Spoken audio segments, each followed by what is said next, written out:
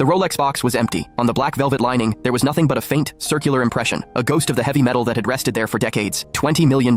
It was a legacy piece from my grandfather, one of only 3 in existence globally. I pulled up the security footage from the living room on my phone. I scrolled through the timeline until I hit yesterday afternoon, 2:17 p.m. Madeline opened the safe. She didn't hesitate. She lifted the watch box, slid the timepiece into a signature Tiffany blue gift bag, and tucked it under her arm. Just before she stepped out the door, she glanced down at her phone. The notification on her screen caught the light. A name I knew all too well, though I'd spent months trying to convince myself I was being paranoid. Dominic. I took a screenshot of the frame and moved it into my encrypted folder. Then, I pulled up my contacts and tapped the name labeled James Legal. The phone rang twice before he picked up. Adrian, it's late. James, I need a consultation. If one spouse disposes of the other's separate premarital property without consent, how does the law categorize that? There was a heavy silence on the other end for 3 seconds. What's the valuation? 20 million. Another silence. Longer this time. Don't tip your hand yet, James said, his voice dropping into a professional steady register. Find every shred of documentation you have. Titles, purchase receipts, certificates of authenticity. Secure the footage. Don't delete a thing before you see me. It's all in my home safe. Good. I could hear him scribbling something. Adrian, listen to me. If she gifted it to a third party, we can sue for its return. But if she claims it was a loan, things get murky. We need to be surgical about this. I understand. I hung up and sat on the bay window seat in our bedroom, pulling my knees to my chest. I stayed like that for a long time, watching the rain streak against the glass, until the sound of the front door lock clicked. Madeline was home. It was 11:40 p.m. She drifted into the room wearing a blush pink Chanel dress, her heels clicking softly, damp from the street. I smelled the wine first, and then, beneath it, a trace of something cold and sharp. An expensive cologne. It wasn't mine. Still up? She asked, tossing her keys onto the marble vanity. I looked at her, my voice flat. Where's the watch from the safe? She stiffened. It was a micro-expression, gone in less than a second, but I caught the flicker of guilt before it was smoothed over by her usual practiced composure. Oh, that, she said, walking to the mini-fridge and pulling out a bottle of Fiji water. I lent it to Dominic for a few days. Lent?